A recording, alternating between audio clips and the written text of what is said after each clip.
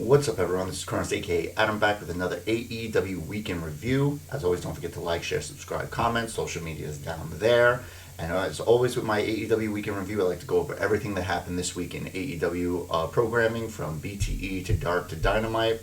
I'll also be doing my WWE Week In review, as well as my preview and predictions for Hell in a Cell, which will be taking place tomorrow night. I'll do my recap and review on Monday. So we got a lot to do and not a lot of time to do it in, so let's jump right in. So we get BTE this week. The episode is titled Critical Failure. So the Bucks are in their room. They get a text from TK, Tony Khan. He wants a meeting. Obviously, he's not happy about the way they've been comporting themselves. Matt needs to borrow some money because he's been paying so much in fines. He warns, though, they have to keep an eye on the clock because they're supposed to second Cutler for his match against Peter Avalon. So Cutler's backstage, and they moved up his match earlier. He can't find the Bucks. This is the match on last week's Dynamite that they didn't show up to. So we get a shot of Cutler getting ready. He asks Christopher Daniels, who's in the gorilla position, if he's seen the Bucks. They don't. So we get shots from Dark, and obviously Cutler looking to where they are. So then so the Bucks meet Cutler in the parking lot after. They're all excited. Cutler doesn't care. He says Hangman was right. Obviously, Matt gets takes a little gets a little upset from that statement. He then absolutely goes off on Cutler. Says, you know what? Why don't you go shoot some BTE? Basically, just running him down. Even Nick says after that he went a little too hard, and Matt can tell he probably crossed the line. So we get Silver and Reynolds walking down the hallway. Reynolds says he got robbed in Gator Golf. Statlander is back. She's sitting down. Silver says he hates Statlander more than he hates Five. They keep making fun of her and her name. She hits Reynolds in the nuts with the crutch, and then Silver backs up because he doesn't want to get hit. So obviously Chris Statlander's back. She's been rehabbing. Hopefully she comes back soon because obviously the women's division could really use it.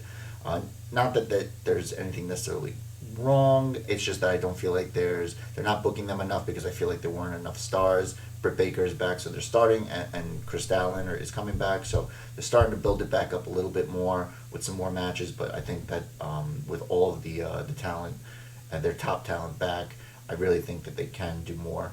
So just a little criticism there. Okay, so we get Matt Hardy's with his kids. They go back to talk to the Bucks. He has his daughter, which is really cute, says that they're going to do the job. The Bucks are going to do the job for them. And Matt says, you know what? He rips up the autograph that he had for them. So the kids go back to Matt Hardy saying, that what the Bucks did. He says the autograph is broken. So Hardy goes to the Bucks, and you think he's gonna ream them out. He actually gives them praise. He says this is such good shit. This whole attitude that they have, and they'll But he says, you know what? They're all gonna put his kids over in 10 years because they don't do this legend BS, which I thought was funny. Hardy versus Luchasaurus in Gator Golf. Matt Hardy wins in an epic battle, so he advances. The Bucks are in the EVP room. Christopher Daniels comes in to talk to them about their behavior. He makes a joke about, what are you going to be wearing a single earring now? But Matt has one on later when they're talking to Cutler.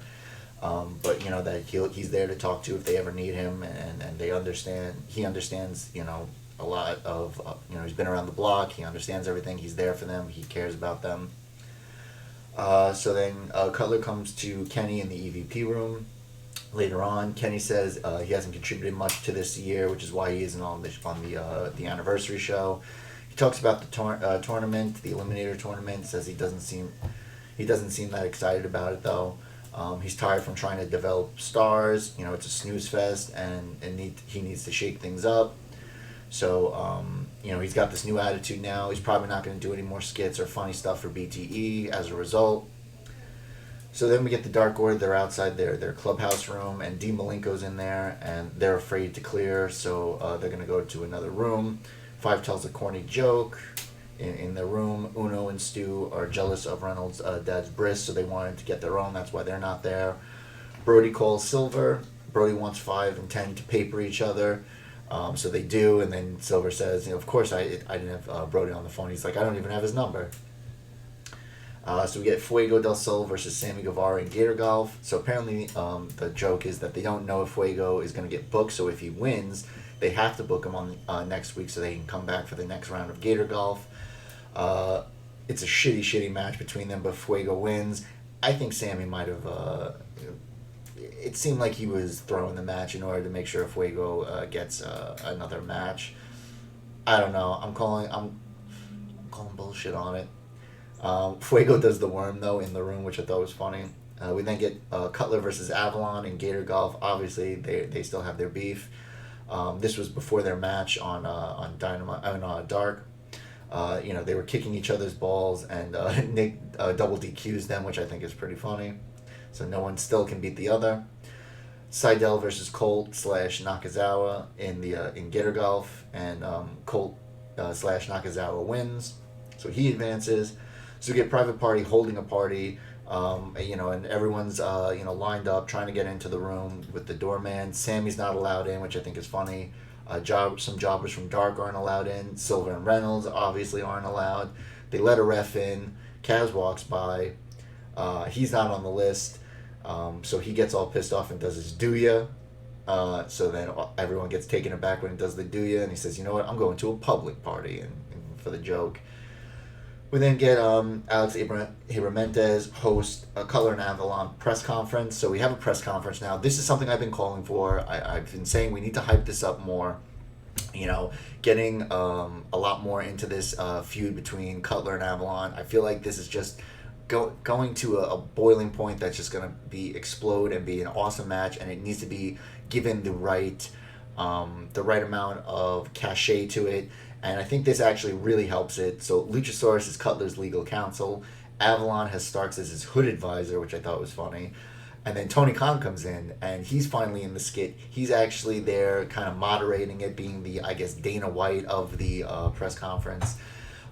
Says that, they had one of the worst finishes in AEW. They're going to have a match on Dark where there will be a winner. He hasn't said any specific stipulation yet to the match, but he said there will be a winner, which is awesome, and it will be on Dark, which is cool. It better fucking main event, TK. It better main event. So then Cutler says that he doesn't know where he stands with the Bucks, but they go through this. I thought this was really cool. I thought it was funny. I thought that even Tony Khan keeping it serious, they were taking questions from different people, Arthur and Arthur and the other one, the finger points. They were there. A fake PW Insider was there. A Smart Mark or something like that magazine did a question too. I thought it was really cool, really put together, funny, and really gives this rivalry the attention it really deserves. I've been saying it for I don't even know how long at this point. Anyway, excuse me. So that is AEW Dark for this week. What are we at? Perfect. All right, so now we're going to jump into AEW Dark. This was the 1 year anniversary of Dark on YouTube. It was a super show, 2 hours long, so we'll get through it as quickly as possible. So we have Shawn Spears versus Christopher Daniels to start off. This was actually teased last week during the backstage promo. So Tully challenged Christopher Daniels on behalf of Shawn Spears. Tully is out with Spears. No SCU with Christopher Daniels. CD's not letting Spears get in his head. He keeps turning the tables on him. Spears attacking the neck, which obviously is a really weak point of Christopher Daniels because he's had neck surgery in his past. We get a diving crossbody by CD for 2 count. He hits a springboard on Spears, but Spears catches him for a C4 and the win. Spears hits another one on him. He asks Tully for the plate to put in his glove. Scorpio Sky comes in, runs them off. Spears hits a production assistant on the stage instead out of frustration because what the running theme is that Sky is stealing moments from Spears of these post-match attacks. We then get Brandy Rhodes versus Kylan King. We get some decent chain wrestling between the two of them. Silver's out with a sign. Johnny Hungy, he wants to be on Shot of Brandy, which he actually gets on her YouTube show of Shot of Brandy. I didn't get a chance to see it yet, but I will. Reynolds comes out to get him and dude, come on, let's get out of here. So we get the Shot of Brandy pump kick for the win. Show respect after between them, Kyle and King, who I do think is one of the better, I guess, jobber talents that they have out there, and they've been giving her more and more. They even gave her like a promo the other week, even though she got destroyed by Nyla Rose, but most people do. We get Ricky Starks versus David Ali, standing blue thunderbomb by Starks, hits the Rochambeau for the win. This was a quick match. A short flurry by Ali, but the match was never really in doubt. Starks then goes over to commentary, which he's been doing pretty much every week now. We get Scorpio Sky versus Fuego del Sol, so we know that he'll be booked next week as per his win in Gator Golf. He's getting a lot of offense in. We get the best leg sweep in the business by Sky. Fuego with a twisting tope. We then get a diving leg drop by Fuego, caught into a sharpshooter for the submission win by Scorpio Sky.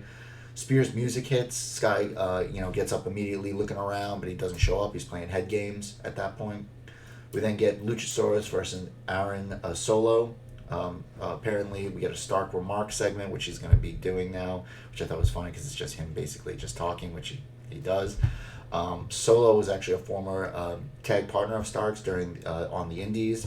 We get Lucha catches a dive, and Solo able to hit a swinging DDT off the apron to the floor. Any offense Solo hits, Luchasaurus is just able to counter. We get a choke slam, then the standing moonsault for the win. So once again, we see these parts where wrestlers in AEW are winning without having to do their finishers, which I like. It doesn't always have to be just a finisher or some kind of fuck finish for them to win. So I like that. Butcher and Blade versus Pillman and Griff Garrison. We get Butcher with a ripcord fun splash on Pillman. Pillman's taking heat most of the match. He gets the hot tag to Griff Garrison. We get an atomic facebuster by it's a bird by Griff on Blade. Butcher breaks the count. Eventually, we get the powerbomb neckbreaker on Griff Garrison for the win. So they didn't hit the fatality this time. Same thing, a different version of a move in order to get the win there. They don't have to always do their finisher. Pentagon versus QT Marshall.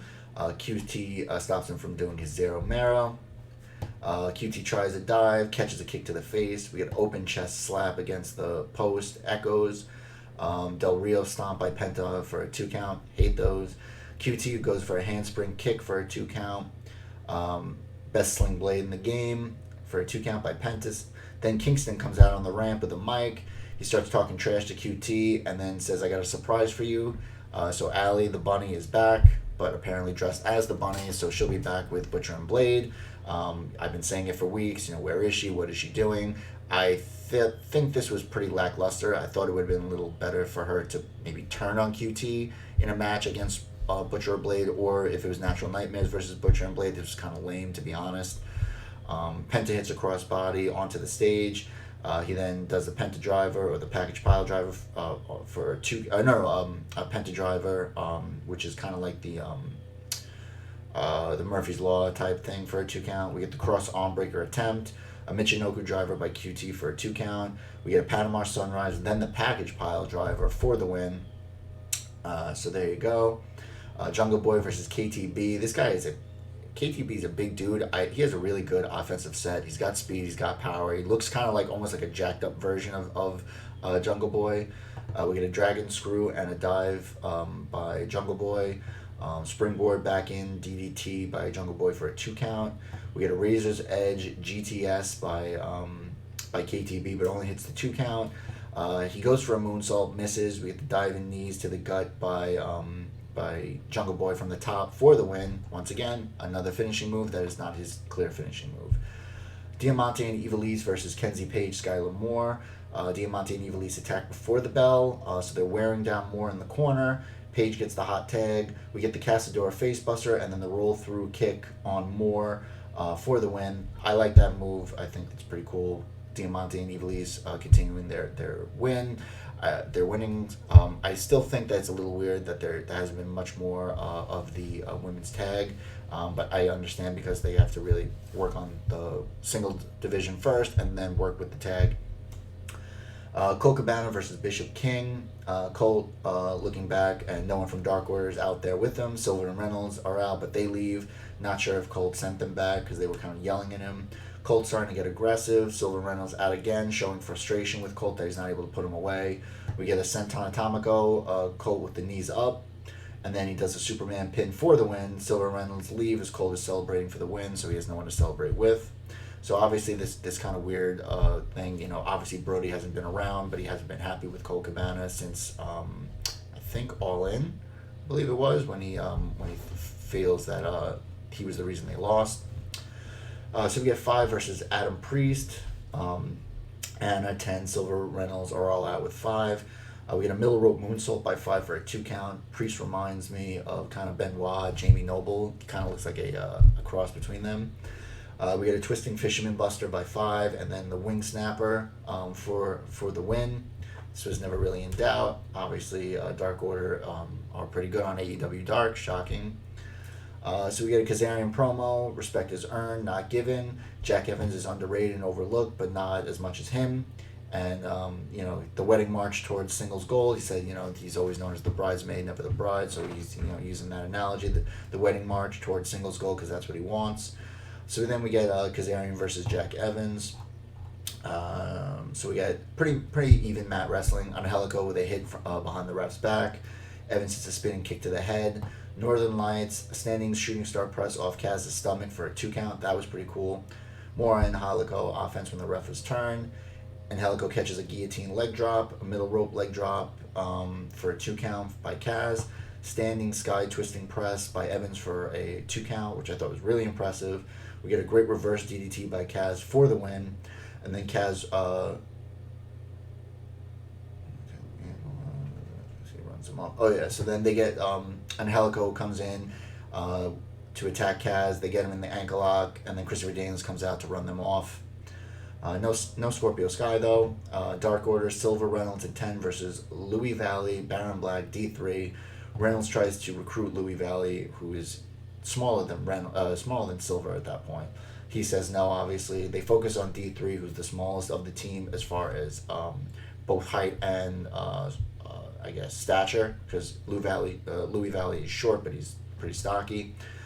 So we get the boot German release combo on D3, and then the assisted blackout on Valley for the win. Wardlow versus Vinny Pacifico, gut wrench powerbomb, and then does the drop knee for the win. Then he hits a F10 post match. Kingston and company promo. He says the family's back together. Allie is back with them, the bunny, and everyone's going to pay now that they're back in full force. Matt Sydal versus Sean Dean. Sydal is attacking the leg and knee. We get a standing Phoenix Splash by Sydal for a 2 count. We get a Fisherman Buster driver by Sydal for a 2 count. A Tiger driver by Dean, only for a 2 count. But then we get this variation Cobra Clutch. No, actually just a regular Cobra Clutch. I apologize. He didn't do the thing that he did last time. Just a Cobra Clutch by Sydal for the win.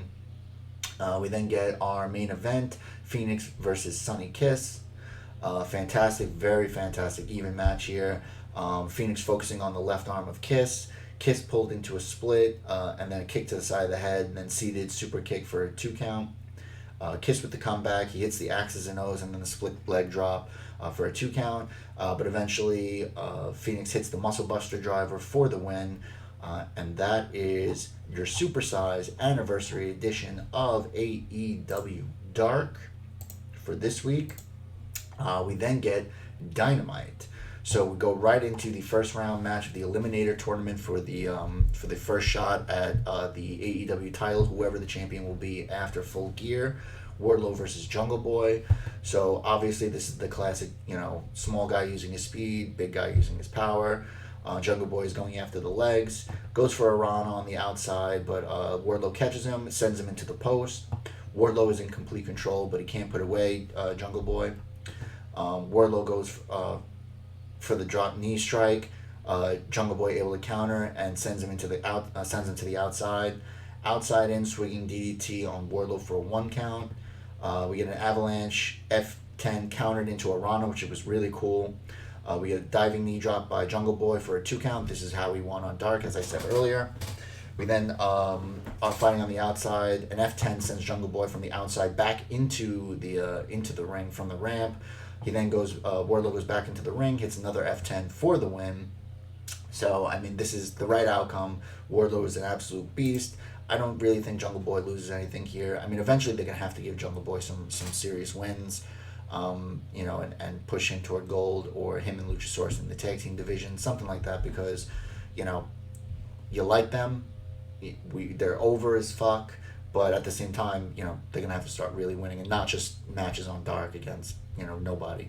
Not to say that they're nobodies, but obviously more enhancement talent than actual named roster members. So we get Eddie after Dynamite. We get this when the cameras went off the air. He went off on Mox. Mox sold out. The inmates were supposed to run the asylum when he went to the big time, but he left them. He's going to make Mox quit for that title. We then find out that it's going to be an I Quit match at Full Gear for Eddie versus Mox. We get a Mox video package. Mox was happy Eddie signed with AEW when it first happened, you know, because they were so close. Now he doesn't know him anymore. He said, "You're right, you didn't tap. You were too busy blowing snot bubbles," which I thought was really funny. He's gonna get his friend back, or he'll end him at Full Gear, which I think is really cool. So we then get our next match in the Eliminator Tournament, round 1, Omega versus Sonny Kiss. So it was actually supposed to be Joey Janela, but apparently he had wrestled somebody on an indie show who tested positive for COVID, and out of an abundance of caution, he decided to pull himself out of the Dynamite taping for this week. I believe he's all right. I forget the name of the wrestler he wrestled. Obviously, I hope he's all right as well. I don't believe Janela has tested positive, but he just wanted to be safe. So they're going over. So the funny thing is, so Justin Roberts is announcing Kenny, going over all of his bona fides, but he conveniently leaves out that he was the AEW Tag Team Champ. It's basically just all of his singles accomplishments. So then we get new music, and for the intro, we get the women out with the brooms dancing. So I guess the cleaner in some fashion is back. And then, you know, they show respect to start the match. Bell rings, V-trigger, one-ring angel for the win. And then Candy is being like overly helpful to Kiss, kind of almost on the borderline of being a dick. So we get Tony earlier interview with Orange Cassidy. Sometimes it goes your way, sometimes it doesn't. So he asks him about next week. He says, you know what, we're on to Cincinnati. Many people might not get that reference. It's a reference to Bill Belichick. He's obviously not answering any other questions. So we get then earlier that day with Cody and Arn, who arrive in a limo. Cody says that he's not surprised that they wanted this match. He's just surprised about the swiftness of it. I mean, which makes no sense. Dasha Gonzalez comments about how he gained weight to combat the big men in the company. So he said that he's, obviously he's the giant killer of AEW. Okay. So, you know, he calls the main belt Pretty Platinum. He's actually excited to be a part of, you know, the being an EVP and not having to wrestle this week, which is good.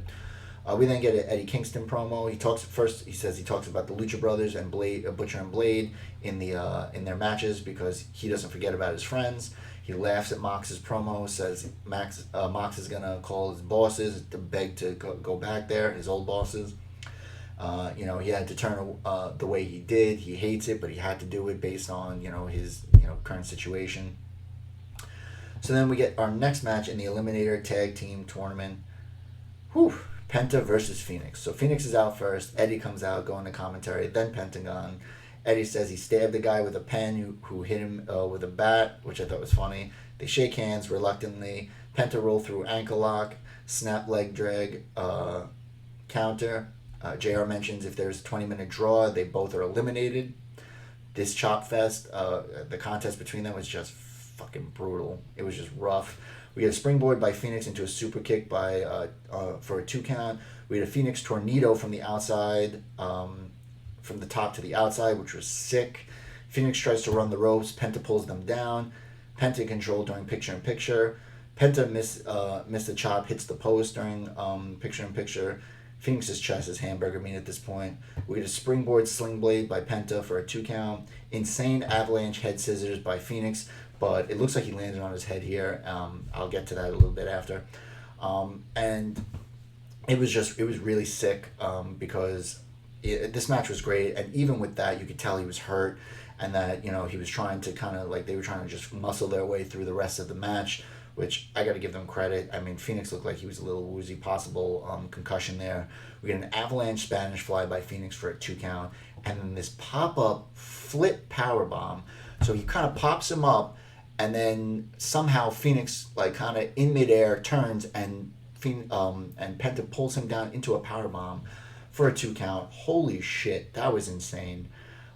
We do the arm snap by Penta. He's not capitalizing though, almost like he feels bad for his brother. He goes for the zero mirror. I'm sorry.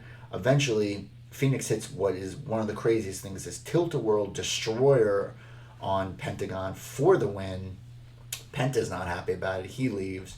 But we find out later on this week in a really cool, real funny video, a Twitter video that was posted on AEW, that Kingston kind of convinces Phoenix to give up his spot to Pentagon because he's injured. I believe he had a concussion. I mean, it just makes sense that he had a concussion there because of the way he was moving, how he was able to finish the match. That's one thing that AEW really needs to work on, is identifying these injuries early and doing the right thing by it. If they have to stop the match, stop the fucking match. I mean, it's not worth it if someone gets seriously hurt. We'll get to more of that later.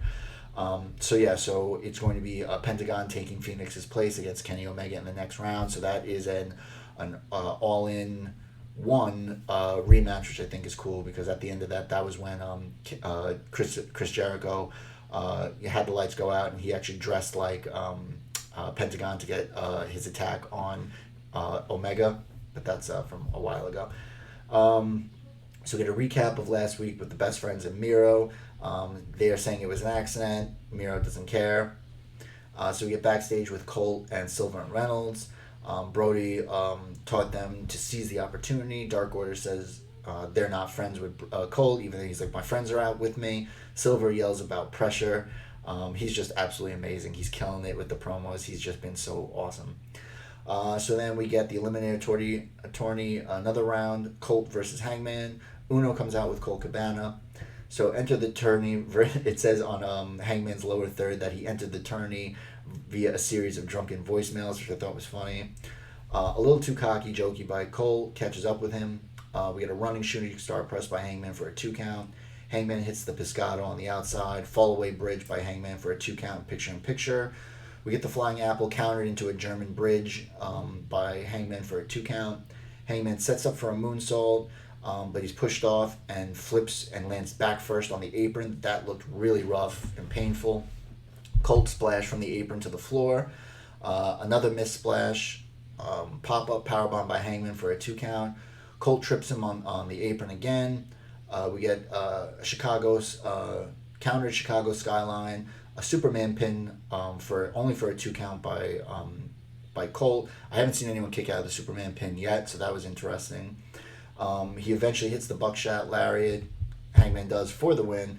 Dark Order come out to help Colt and bring him to the back. So this was interesting for 2 reasons. One, that they were all out in support of Colt, even though it seems like he's been on the outs with everyone. And 2, Hangman had his back turned and they didn't attack him. They didn't even do anything to him. So I don't know if this is still going back to that idea that they want to kind of recruit him or not. I'm not sure.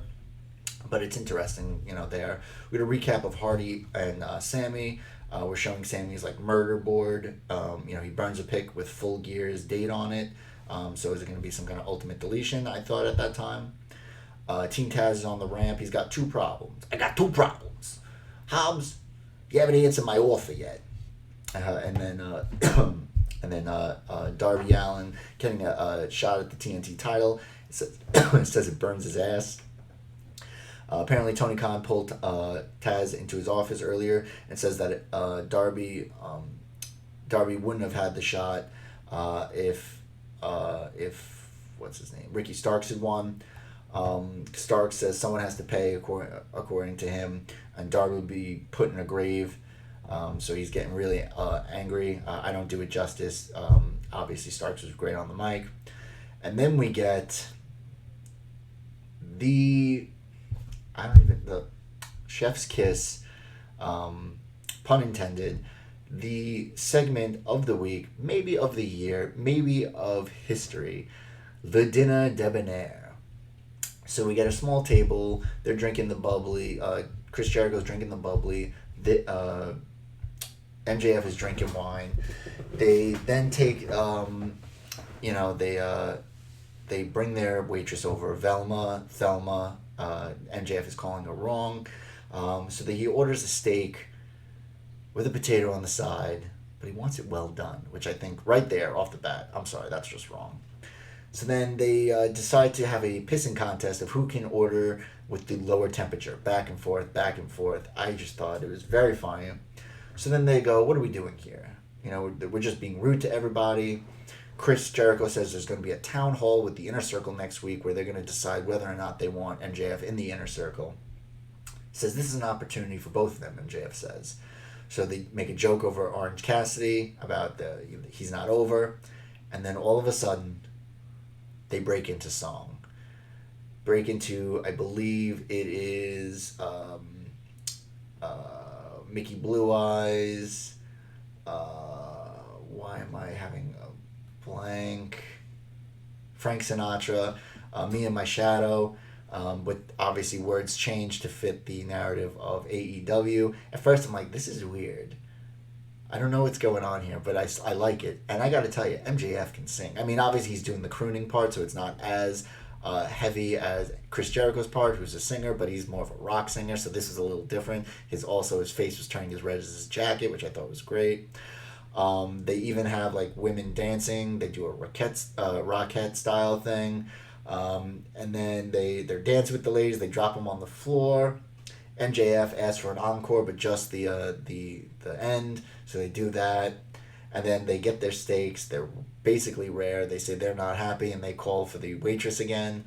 I gotta tell you, this was fucking gold. This was hysterical. And yes, I know people will say that, if WWE did this, first off, WWE would never do something like this. Secondly, you have to have the right people to do it. You have to have someone like Jericho, someone like MJF. Because, this takes a lot. Especially for someone like MJF, who's young, who's still kind of working his way up in the business to do something. Even when you're doing with Chris Jericho, this could have fell so flat, but it didn't. It was hysterical. It was awesome. It was great. Oh, my God. Just, like I said, chef's kiss. So we get Britt Baker versus Kylan King. So we get Britt Baker's first match back since All In. Tony has notes from Britt. Tony calls her a domineering bitch, which I thought was hysterical. We get some good mat wrestling between the two. A reverse curb stomp by Britt on Kylan. We get a flatliner into the middle turnbuckle by Baker. Fisherman spinning neck breaker by Baker. And then a curb stomp, and then ask for the pink glove by Reba. Apparently she's wearing all pink. Obviously it's Breast Cancer Awareness Month, and so she's doing that, and obviously they have some sales on AEW Shop or something like that for breast cancer awareness. So with the pink glove, she hits the lockjaw for the win. So Britt Baker is continuing her winning ways, moving her way back up the standings. We then find out for next week, we get Hangman versus Wardlow in the second round of the Eliminator Challenge. Kenny versus Phoenix, which is actually Kenny versus Penta now.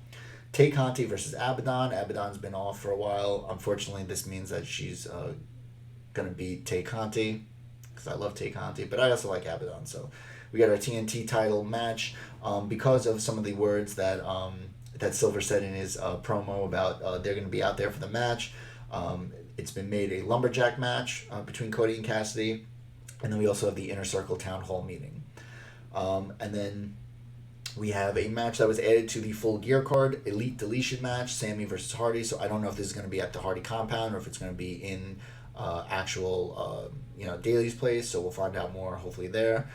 We then get a video from Darby Allin. He's with Steve-O, and he does the body bag challenge where Darby puts himself in a body bag and just slides down a half pipe. Okay. We then get our main event, the four-way number one contender for the tag title, Butcher and Blade, Silver and Reynolds, Private Party, and the Bucks. So FTR is out on commentary. There's only 2 men in at a time. I find that a little better than when it's a tag team match like that, because if it's 4 men in at a time, it's absolute chaos unless you have multiple refs. Private Party's acting nice, but double super kick on the Bucks because they are getting them back for what happened last week. So it breaks down. The heels take control. Mark Quenn's taking out everyone with high-flying moves, which is pretty cool. Shooting Star on Blade. Butcher breaks the count. And then John Silver hits this, just an amazing sequence. He's taking out literally everybody, just running around, showing power, showing just awesome moves. He looked great. We had a tandem stunner German on Quen by Dark Order. Bucks break the count. Silly string on Reynolds. And then they do a Hardy Party on Reynolds. and the Bucks break the count. This is where the scariest thing happened. So the Hardy Party on Reynolds, I didn't see it as it happened, and then I saw the video later on. Reynolds is knocked the fuck out. He's unconscious. He's a chalk outline in the middle of the ring, and nobody's doing anything about it. They're just continuing the match on like it's fucking nothing. At one point, Blade starts to pull him into the corner. I'm like, okay, great. He's going to be, do the right thing. He just pulls him, tags him, and then leaves him. No one tries to get him out of the ring. Eventually, he starts to get up, and you could tell this guy is just completely out of it. And they finish the match. This was a really bad look. So we get full death on Cassidy. Bucks break the count. Nick is taking out the Dark Order. This is, this was just really frustrating to me because you could tell, like, Nick is doing these moves on Alex Reynolds, and Alex Reynolds can barely get to his feet. I mean, I felt so bad for him. At the end of the night, they showed footage what happened after. Everyone's out there checking on him. Cody comes out there to check on him. He's able to walk under his own power, but still, this was a very bad look, especially for Rick Knox. He's not had a good couple weeks, especially like the thing that happened with Best Friends and FTR when he just like turned around for no reason when he could clearly see that the belt was used. The crowd is not behind the Bucks here. We get a Meltzer driver, senton combo. Everyone breaks the count. Nick not allowing Cassidy to tag out by pulling everyone off the apron. Matt reverses how they lost in the initial tournament with the victory roll by Quinn. He does the same thing but on Cassidy for the win. FTR goes to the ring. Bucks slap the beers out of their hand. We get a masked timekeeper out with a chair to help FTR. They do the brain buster on Nick. They Pillmanize Matt's leg, and it's Tully Blanchard, which for some reason, he looked a little more jacked than Tully. But yeah, of course, and because he was like jumping off the ring and stuff, I didn't realize Tully can still move like that. So obviously now, I guess they're making the Bucks kind of face again. I'm not exactly sure because they've been pretty much dicks, more tweeners, but leaning more toward the dick side. So anyway, that is where Dynamite goes off the air. And as always, I give my match of the week.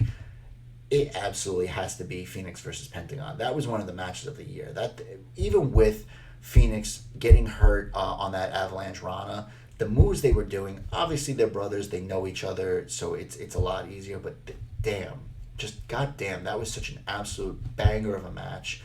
The moves they were doing, the tornado, the Spanish Fly, the pop-up flipping powerbomb, the Tilt-A-Whirl Destroyer. It's like, are you fucking kidding me? This match had everything you wanted and more.